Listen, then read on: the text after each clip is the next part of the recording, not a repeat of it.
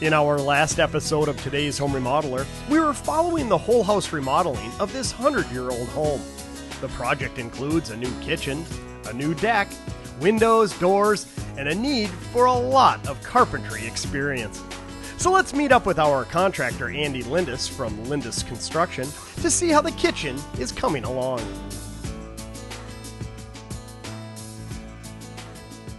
Well, Andy, the guys are making great progress on this whole house remodel. And, you know, I have to chuckle because you told us earlier that the reason these homeowners contacted you originally was just to simply reface some cabinetry, yet look what it's turned into. They are going to be so excited when they see the end result. You know, it's really the best part of my job is to be able to help homeowners realize their dreams. Every time they walk into here now, I know they're going to have a smile on their face, and really, this is something that's going to last them years and years and years. Well, I know earlier we talked about the challenges of dealing with a 100-year-old farmhouse, and you were able to sister in some studs and, you know, plumb up the walls. But just because you plumbed up a 100-year-old home doesn't mean that it's perfectly square. So I'm sure there were still some challenges when it comes to installing, especially the cabinets. Even though we were able to work on a lot of that wall, there are still two walls of the house that weren't really touched. We weren't really digging into, and I've told you before about this floor. We have one type of underlayment here, maple hardwood floor over there, and then in the new addition of the house, OSB over there. So there's a lot of challenges in laying the floor, and you want to make sure there's any dips and dives in different places, which is inevitable in a 100-year-old home. So you try to get everything as square and plumb as possible, but it really comes down to tricks of the trade and having a guy you can trust that all he does is install cabinets to make sure when these are installed, they look perfect. And you know, when I walk in here, you could never tell that it isn't necessarily square. You can't tell that there's a swale in the floor. No. Your eyes are drawn to the focal point, which is the cabinetry, at least at this stage, and it looks perfect. Now, the first thing I notice here, since it's not finished, is how much you had to shim, and that is strictly because of the swale in the floor.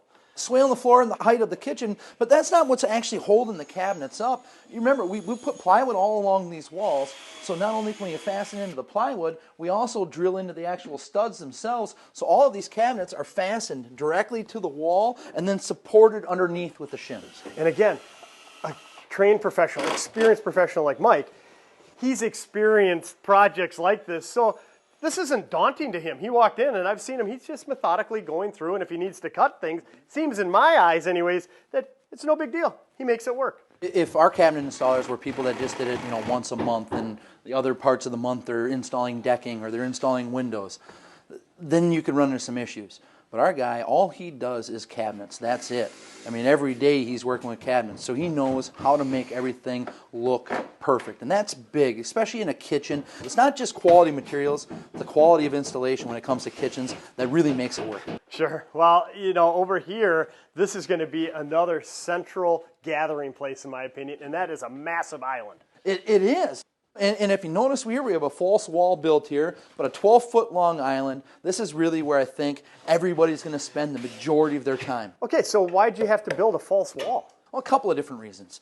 One, we wanted to make the island a little bit wider. And when you do that with a cabinet, for me, that's a lot of wasted space. I mean, you try to get into the back of those drawers or some of the shelving area, and that's really hard to get all the way back there. And plus, for a space that's really not going to get used, it makes no sense to have an expensive cabinet maker make it when you can just build a false wall and then order the paneling directly from the cabinet maker to match the cabinets. Okay, and so as we're looking here for the viewer, you're talking about why make the cabinets this deep all the way this far out, because back here, that's where stuff goes to die and vanish. I mean, I have so many junk drawers at home because mine are deeper, and I wish I would have had a contractor like you explaining that to me, helping me with the education process and understanding why I don't need a 3 or 4 foot deep drawer. Yeah, it's not like it was a ton of extra work for us. I mean, we got this wall up in about 45 minutes, going to put the paneling on it, countertop goes over, and no one will know that it's not an actual cabinet. Okay, and what was going to go right in this hole? This must be some type of range or cooktop? Yeah,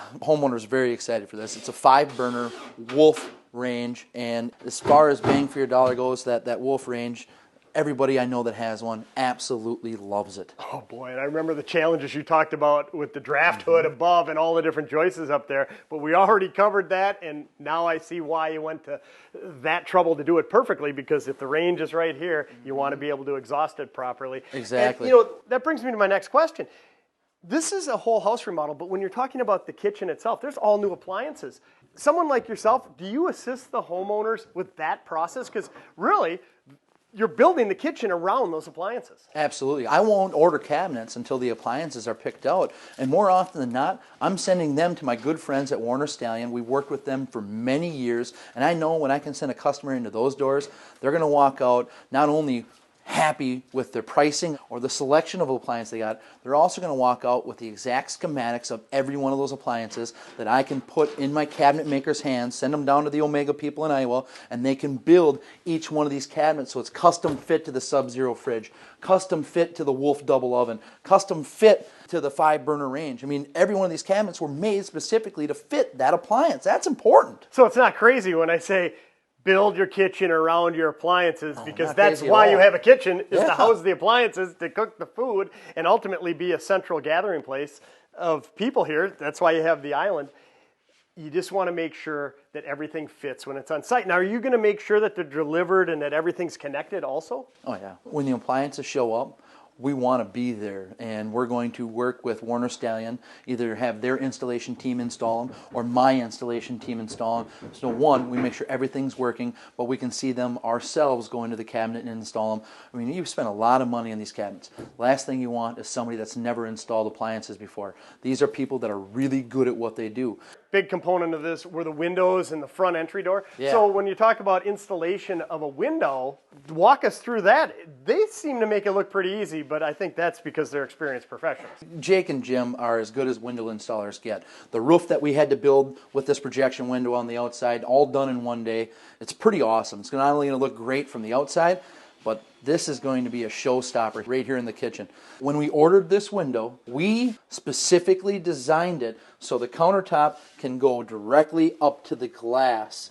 It projects out 10 inches. You can put your plants there, whatever you want, and really it's like making the room wider without having to bump out the wall. A couple things I was impressed by with the installation. They put insulation all the way around. Yeah, they were concerned about energy efficiency. But before they even got to that stage, I peeked in when they were tearing out the old bay window. Yeah. And the funny thing was, I was expecting to see rot. Heck, it's a 100-year-old house. It was probably a 20-plus-year-old window. There wasn't any. So whoever installed it originally did a pretty good job. Yeah, it was actually about 25 years ago, and they did do a good job because we were the original installers. You know, it's one of the things I looked at too. I just wanted to see something that we installed 25 years ago had no rot, nothing to worry about. We didn't have to replace any wood. I mean, you and I have been in a lot of projects. How often are we taking apart a 25-year-old window where we don't have any rotten wood to replace? I'd venture to say, on one hand, we can count the number that we've seen. Exactly. That is awesome to know. And now with the advancements in technology, especially when it comes to energy efficiency and rot prevention, these homeowners are never going to have to worry about that. And man, that projection window is so awesome. I can't wait to see the end result.